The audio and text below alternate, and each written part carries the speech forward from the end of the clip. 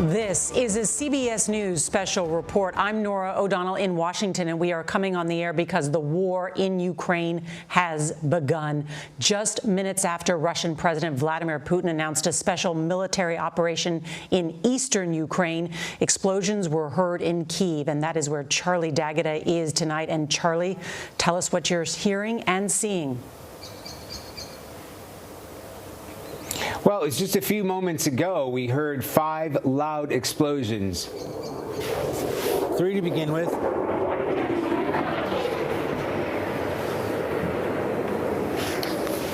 That sounded like a fighter jet overhead. So 3 to begin with, followed by 2 more. It's just after 5:15 in the morning here in Kyiv. There were reports of explosions earlier tonight or earlier this morning here, and then what was very clear, distinctive explosions, 5 in a row, 3 followed by 2 more after that, and then whatever that was, which sounded like a fighter jet coming in. And, of course, the airspace has been closed there. Charlie, describe the situation. We did hear from the president of Ukraine earlier tonight. He's there. He has not fled his country. Yes, well, you know, Nora, we've been following this for so many days and weeks, and the tensions have been building up, and we've all been expecting, you know, something major to happen, an invasion, possibly airstrikes. We thought it might be happening in the east, and we know the fighting has been taking place in the east, but we also know that there are targets, legitimate, well, the Russians would consider them legitimate targets here in Ukraine itself. And I was going to say last night, not necessarily last night, we went to bed thinking, well, maybe this is the night where a full-scale invasion might take place. An invasion like that would start with airstrikes, we've been told. And then those explosions earlier, about 10 minutes ago, and then what you just heard. That's right. 5 explosions that we've heard here in the Capitol, and then whatever that was flying overhead. Yes, Charlie D'Agata, as much of our team has been up through the night in Ukraine. Let's turn now to Holly Williams, who is also hearing reports of explosions there in Kharkiv. Holly, describe what you're hearing and seeing.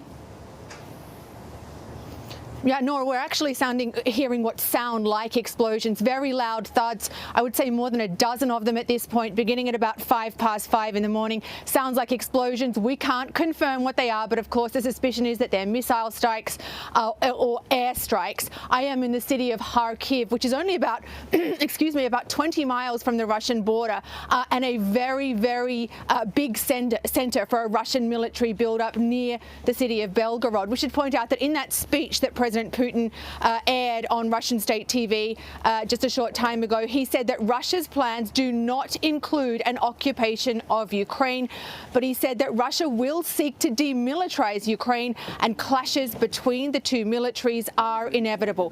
What that means at this point, we don't know. Holly Williams, thank you. We have been standing by all night waiting for what is likely a full-scale invasion into Ukraine, with U.S. officials saying that what would happen first is that the Russians would try to conduct strikes on air defense systems. Then they would move to cut off Kyiv, the capital, from eastern Ukraine. Then they would move to cut off Ukraine's military forces on the line and seize the airport so that they could then begin funneling in those Russian assets. Again, this is just beginning at this hour. Let's bring in Face the Nation moderator and chief foreign affairs correspondent Margaret Brennan, who has been speaking with her sources and contacts all around the world. And Margaret, what are you learning?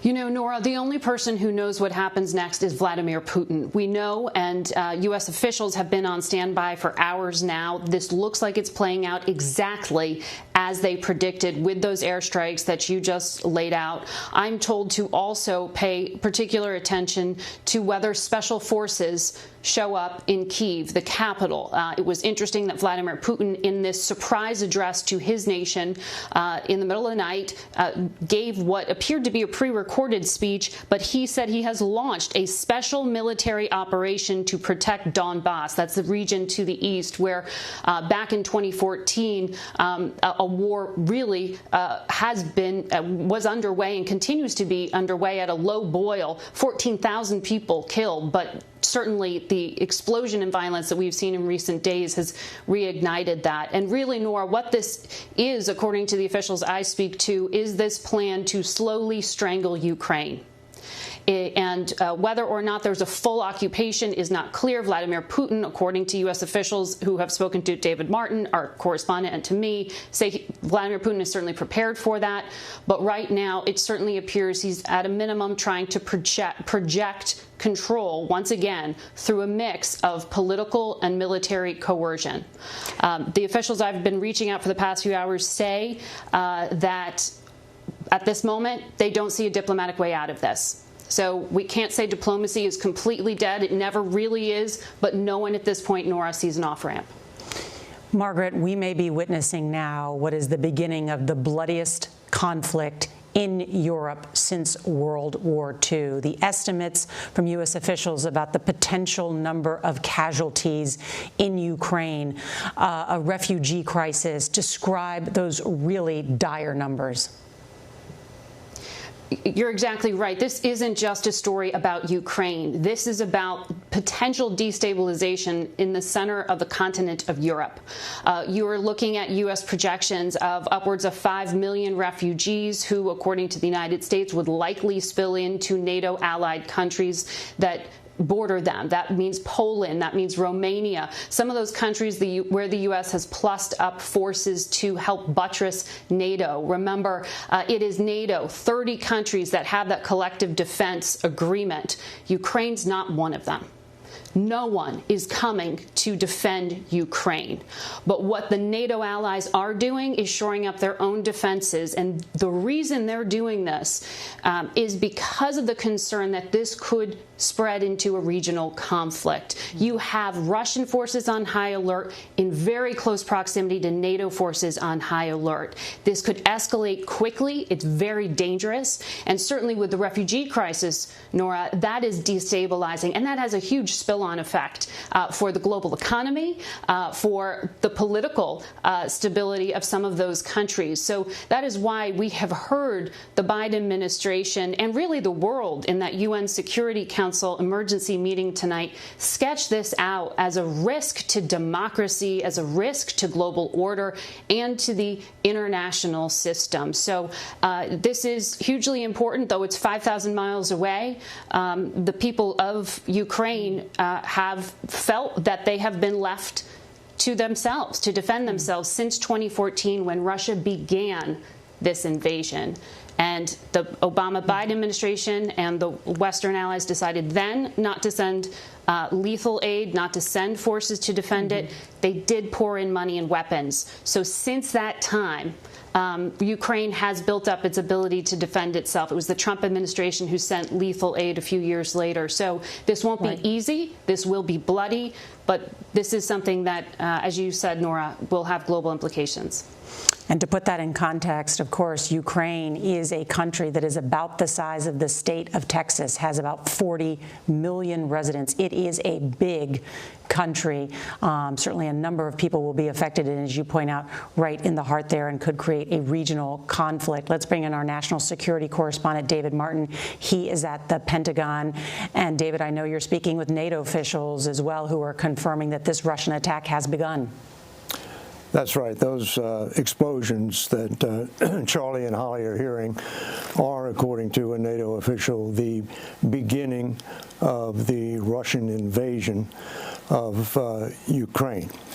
And if it goes according to the way the U.S. officials believe it will go, this shelling, whether it comes from ballistic missiles, airstrikes, or simply artillery, will continue up until daybreak, and then you will start to see ground operations. You might see airborne troops either carried by helicopters or jumping as paratroopers from planes, coming in to take key locations, cities, major intersections, and then you would see tanks coming across the border in a classic invasion force going into Ukraine. Whether or not that's exactly how it plays out, of course, we'll only know when the sun comes up. And of course, the U.S. has deployed a limited number of troops to NATO countries. It has moved some around, but the president, again, being clear, we will not send U.S. troops into Ukraine to defend the people there. David Martin, thank you. Let's turn to Holly Williams again, because, Holly, you have spent so much time on the ground in Ukraine over the years. And I want to ask you about that because we heard President Zelensky. He did not flee, and yet today he tried to appeal. He tried to call President Putin, and he also delivered a speech where he said, we will defend ourselves. When you attack, you will see our faces, not our backs. But can Ukraine defend itself? How quickly could it fall if the Russians seize the capital? It's so difficult to say, Nora. What we can say is that the Ukrainians are massively outmanned and outgunned by the Russians. They have about a quarter of their manpower in their military. And when you look at the hardware, just a fraction. Remember, we're talking about possibly the biggest land war that Europe has seen since the Second World War. But this country is already at war and has been against Russian-backed separatists for nearly 8 years. It's a bloody conflict. More than 14,000 people have already been killed, according to Ukraine. We've been near and around the front line in recent days where there's been a big escalation. We've been in towns and villages that are devastated, people's homes very badly damaged. And if this is now a full-blown Russian invasion, U.S. officials have warned that that could mean up to 100,000 civilian casualties in Ukraine and millions of refugees. Holly, just how bloody do you think this conflict could become? It's so difficult to tell, Nora. It depends. It depends if the Russian forces simply go into the parts of eastern Ukraine that are already controlled by Russian-backed separatists. We wouldn't expect to see a lot of fighting there. In that case, it might not be very bloody. But then, you know, in the last few minutes, we've been hearing what sound like either airstrikes or missile strikes, both here in Kharkiv and our team, our colleagues in the capital of Kyiv. Are those strikes on military facilities? We don't know. Have there been any casualties at this point? Also, we don't know. I think that we'll have a lot more clarity in the hours to come. Holly Williams, thank you. And we should note that we had heard from White House officials that the president is monitoring the situation very closely. They have just put out a statement from the president of the United States saying that the prayers of the entire world are with the people of Ukraine as they suffer an unprovoked and unjustified attack by Russian military forces. President Biden going on to say that President Putin has chosen a premeditated war that will bring a catastrophic loss of life and human suffering, and placing the blame on Russia, saying Russia alone is responsible for the deaths and destruction that this attack will bring. The president pledging to hold more talks with G7 leaders. I spoke earlier today with the Secretary of State, Antony Blinken, who said that the U.S. will respond with more tough sanctions against the Russian government. So we will continue to follow that here at CBS News, and we will come back on the air if more news warrants. Want to thank our correspondents and producers and crews all around the globe who have been up all night monitoring this, as well as all of our reporting teams here in Washington. This has been a CBS News special report. I'm Norah O'Donnell in Washington.